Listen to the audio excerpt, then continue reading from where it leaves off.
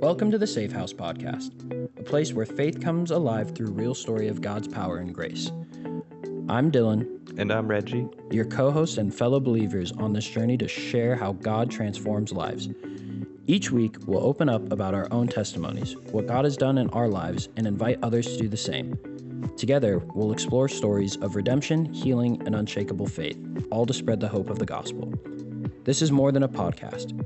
It's a safe space where we celebrate God's work and remind each other that no matter where you are or what you've been through, His love is greater.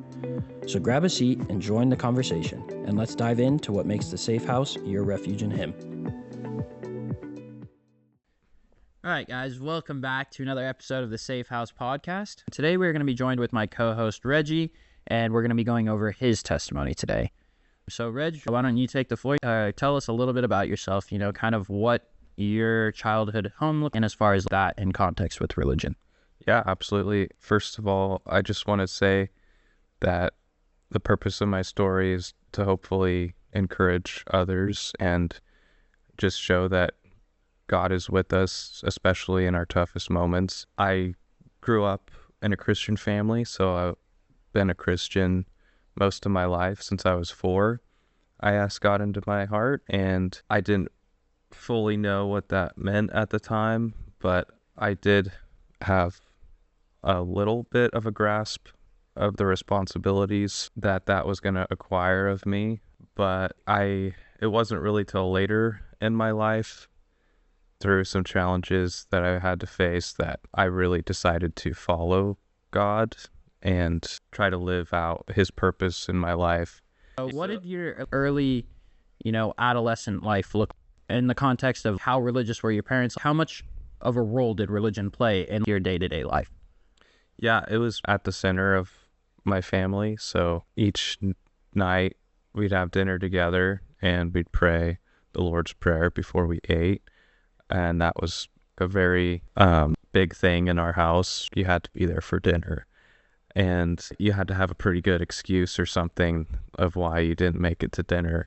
But my parents were always very intent on getting us to go to church and making sure that we were doing some type of biblical activity, I guess you would say. I was in a couple groups, Awana, which is a group that meets every week, and you memorize verses, play games at church.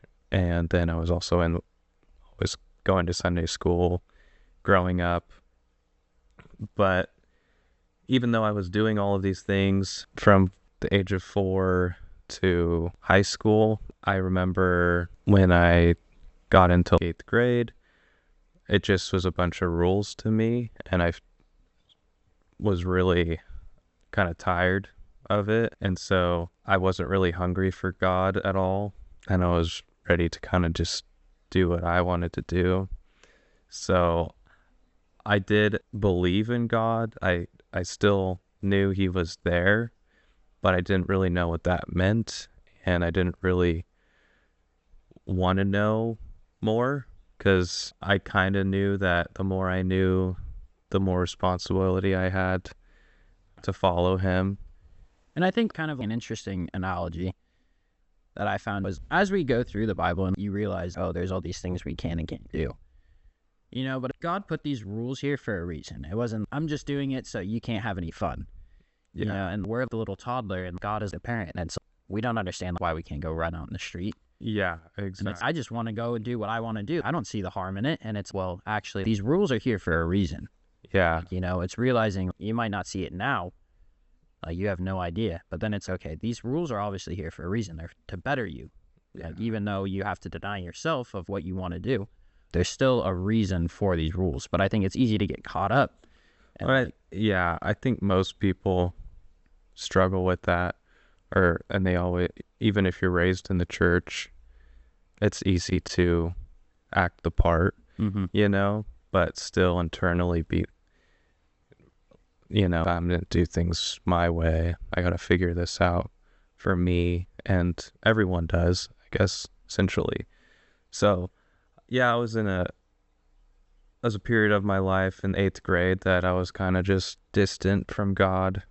So although during that time I was going into my freshman year, I was in a pretty bad accident, and me and my older brother were riding dirt bikes, and we didn't take any helmets, of course.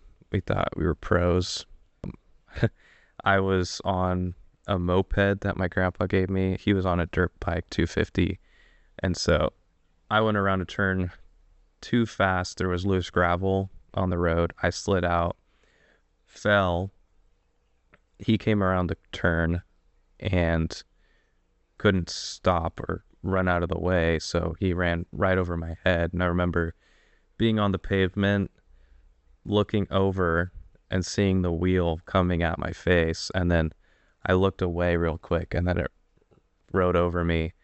Then it fell on top of me, started burning me. He was in a panic, ripped the bike off of me. I got up, and initially I didn't feel any pain yet. And I thought, oh, maybe I'm okay. But then I felt water dripping down, and there's just a ton of blood pouring all over from my face, and my left eye was swollen shut. And my brother was there. I thought he said, "You've got to ride back. You've got to ride home."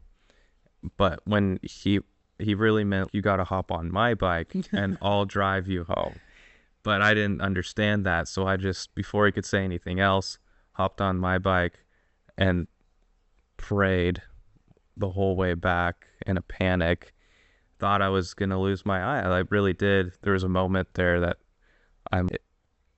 it has to be, I shouldn't have my eyesight because I did everything wrong. And if I get my eyesight, it's because God was working through this experience. His hand was in my life at that time.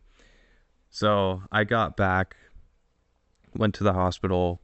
I found out that fractured my orbital socket, which is the front part of your eye, right underneath your eyeball. Fractured it and had to get surgery for that to be repaired, where they removed the fractured bone and put in a titanium plate so that my eye wouldn't sink back into my socket. So through that experience, I remember it was the closest to death I had ever come. There was a period at the hospital in the ER that they had to take a CAT scan of me. So I had to go into the tube, and then they gave me morphine, and they were afraid of internal brain bleeding, hemorrhaging. I was in an ambulance, taken to another hospital, and I was praying the whole time, completely helpless. I couldn't do anything, and I knew the only one that could get me out of this position was God. He had control. So that helped strengthen my faith a little bit. And after that, I think I had more of a moral code, that there were certain things I wasn't going to do that I believed in for me, and I wasn't just doing those things to make my family happy, basically. So Christianity became more of my faith at that moment, whereas before it was just very easy to play the part and not really, my heart wasn't in the right place, if that makes sense. So anyways, after that though, I wouldn't say even through that though, I was completely following God, There was still part of me that I kept for myself, was holding on to. And God has a way of just kind of opening your hand up when you're trying to hold your heart so tight for yourself. And the next kind of way that he went about doing that was when I was a junior. In college? No, in high school. Oh, in high school? Yeah. When I was a junior in high school, my mom came home one night from work, and we were having dinner as a family. And she said she had some news from the doctor. And instantly, it's, oh, that doesn't sound good. And then she said, she's diagnosed with stage 3 breast cancer, and I instantly kind of had a shock hit me. My ears started ringing, and I just kind of knew that things had been going really well for our family, and I've I to that point I always thought, wow, there's so much tragedy, but man, our family is just, we're getting through it, Dodging all the bullets. yeah, we're untouchable or whatever. And so I'm, oh, okay, I guess this is the moment. This is a challenge. And I didn't know how to handle it, but it wasn't that bad at that time. She went through the treatments, they were able to get rid of it. She would be okay. So tried to just go through life. It wasn't that big of a deal, Okay, she's sick, but she's still going to work. She's still able to function. We're trying to be normal still as a family. But even though it wasn't, it's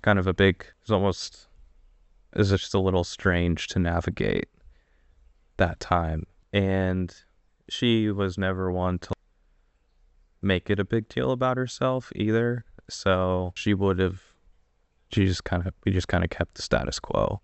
If that makes sense. So then after that, she went through about 2 years of chemo or treatments, and that was my senior year. And my senior year, it was just a time I was still, discovering myself, and still wasn't fully following God, I would say, holding on to my heart. And I felt like I needed to know more, needed to have things figured out at that time. What am I going to do as a career? Everyone's asking you that. And I really wasn't sure, but I knew I wanted to help people. So I decided to go with nursing.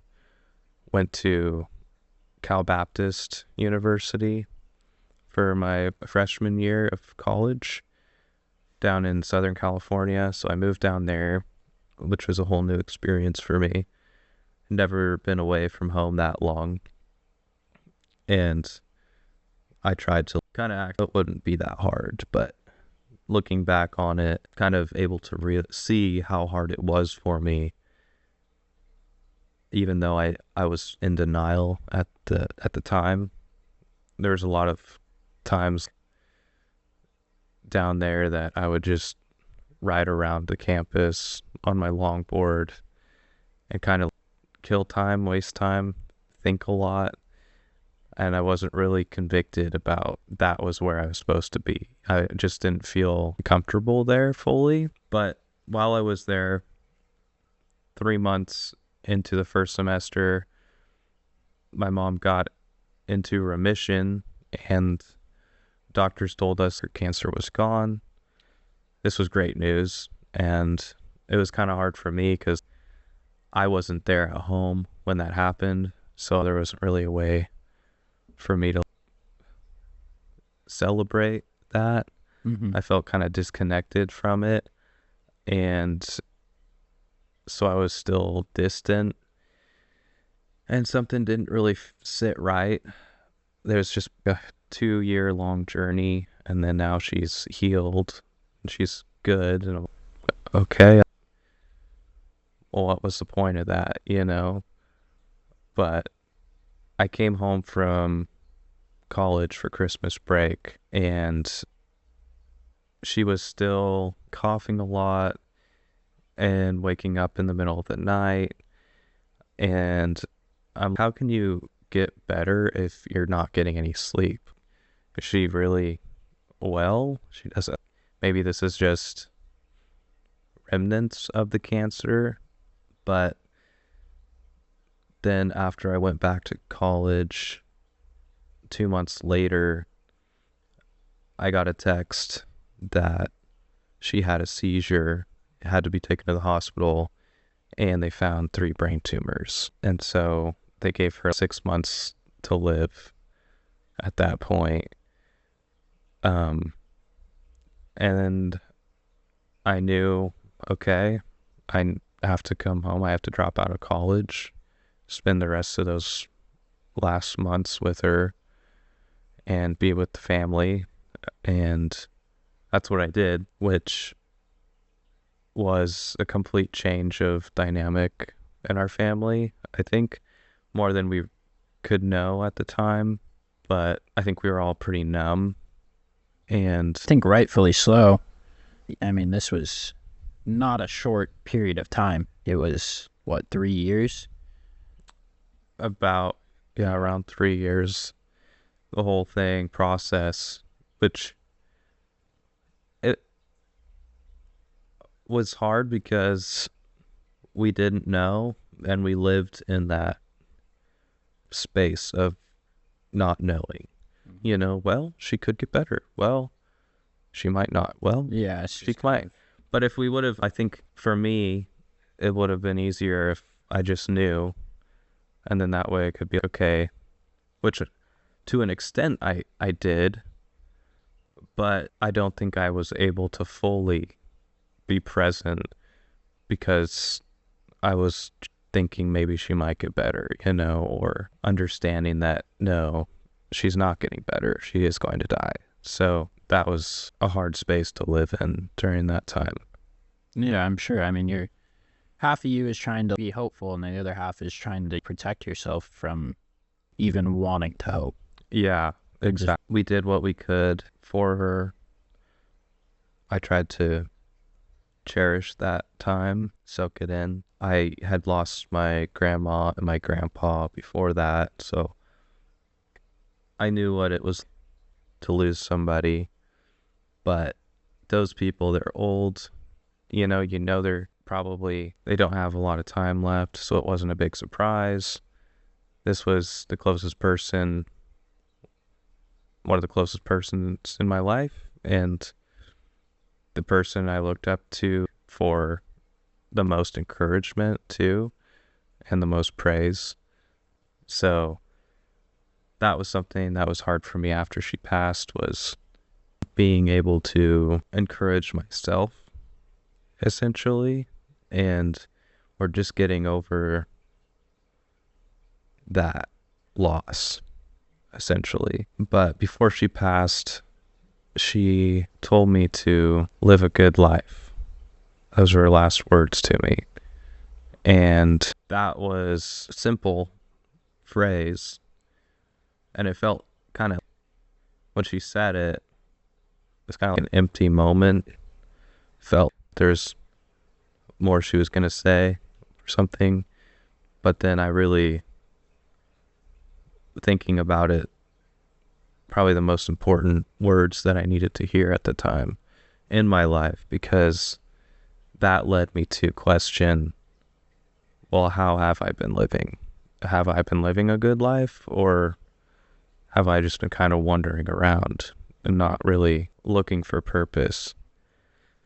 Which, it's sad that it took her to pass. I mean, God can work in whatever way he wants to, and he could have done anything, but I just know, I knew my mom would have sacrificed herself for any of us. And to me, it's her sacrifice led to me becoming more intent on seeking out a purpose-driven life, which is a journey and it's a process, and no one's perfect. But after that, trying to figure out what a good life is was kind of my soul mission. And I did some searching into what that looks. I was listening to a lot of C.S. Lewis, a lot of looking into other religions, and I think a really popular belief is that all roads lead to the same direction, kind of thing. Oh, well, there's other religions out there, and maybe they lead to the same God. And I kind of thought that for a while too. But it wasn't until I really started looking more deeply into other religions, Buddhism and Hinduism, and looking at what their belief system was and how they received enlightenment and the works that they had to do to achieve that. Whereas Christianity, it's by grace. You've been saved, not by works, so that no man should boast. And so that is way more powerful. It makes, to me, it just makes more sense.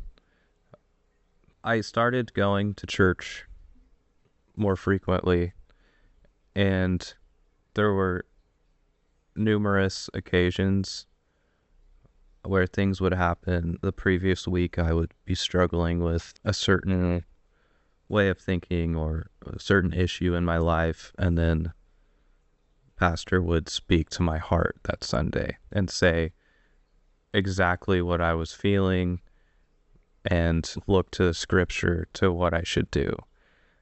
And this just kept happening. And there was, I don't know what the odds are of that, but it was too frequent every Sunday. And I was hungry for the word and scripture. And that was when scripture really started speaking to me the most in my life, more than it ever had. And in Psalms, it says, God is close to the brokenhearted, and I definitely felt that. But anyways, that was what impacted me a lot. So, I mean, as you were, questioning everything, you were obviously hungry for the truth. Yeah. You were hungry for just trying to find meaning through things. I think, humans are very rational and we try to find reason. Yeah. And I think with your mom passing, it made you have to take a deeper look at things, especially with her last words to you. Yeah. And knowing your mom, she is hands down one of the most godly people I've ever met in my life. There was always something that I was just, even think about when you were a kid, she just knew. Yeah. You did anything wrong, she just knew. It was God was whispering in her ear, Yeah. And I just remember strong convictions too. Very strong will. Yeah. Which I admire a lot. Okay. But one of her defining characteristics, and you touched on it, is just how selfless she was. Yeah, well, she had a lot of love for us. Yeah. And she always wanted to be a mom. And it was evident in our lives because she did so much for us.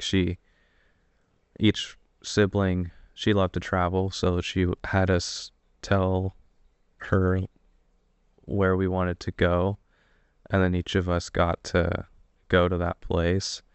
So we went to Europe, and my siblings wanted to go Rome, the Colosseum, and London, Paris, and then I said New York. That was a great. Yeah, yeah. New York. You can go anywhere in the world in this country. I know. New York. I had forgotten, and then my junior year, she's like, "Oh, you always said you wanted to go to New York," so I booked us tickets for me and your dad, and so we went to New York, and that was huge because she felt bad that I didn't get to do that. So she just would go above and beyond and do so much for us that is at the time was so easy to take for granted, but going back to her last words to you, even though it was just a simple live a good life, it's, well, yeah, I don't want to live a bad one. Yeah, exactly. Yeah. But that was I didn't absolutely what you needed to hear. That was your wake-up call. But, I think God, you said, uses hearing situations for good. He will turn them around and take your most broken moments and turn them around for something good. And for you, I think that was hearing your mom, live a good life. And you started to question everything. You took what you had and you started to question, okay, what is it and how am I going to live my life? It went from, okay, I want to live a good life, but how do I do that? And then after you questioned everything, you kind of realized, okay, you tried looking at different viewpoints of religion, regardless of the different religions. And fundamentally, what it all came back to is there's only one truth that you've realized that works for you, that speaks to you. Yeah. And that was Christianity. And Well, it spoke to my heart. And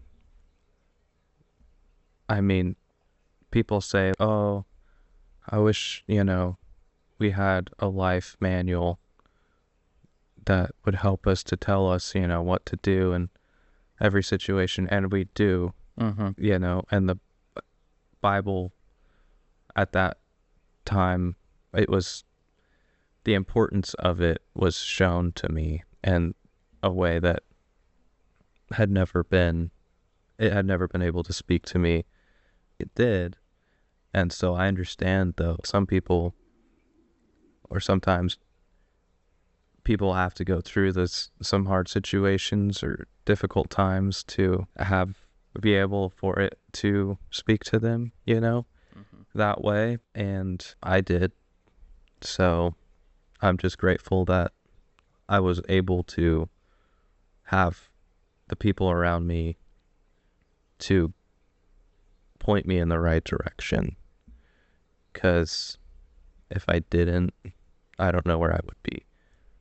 So yeah. So if you had any piece of advice that you'd want to give to somebody who's grieving or is going through a hard time of losing a loved one, regardless if they're Christian or not, what is one piece of advice, you would want to give to encourage them? I would say to look deeper into their beliefs and also ask themselves, am I living a good life? And what's on the other side? Everyone's going to die sometime, and we don't know when. Each day is a gift. We need to be grateful for it. But yeah, question and ask yourself what you believe and do some searching. Honestly, I believe that if you are working towards a relationship with God, He'll find you. He's always trying to find you. He's always seeking after you. So you might not have to look far. But also to be patient, because it can be hard. At least it's taken a couple years. I mean, now it's been 5 years, and I feel most of the pain has subsided, and I've gone through the grieving process. Earlier you mentioned, well, the pain never goes away, but you're able to handle it better. And I agree with that for sure. And I do think, though, with anything, you hit your hand, it hurts for a couple seconds, a minute, and you just have to be patient with yourself and understand that it takes time for it to heal. But it does. Yeah. Also to read the Bible, get in the Word. If you ever have, through the Word app, it's great. It's a really easy way to just spend a couple minutes every day in the Word. And be curious for that, because it can seem a hard task, but it's worth it.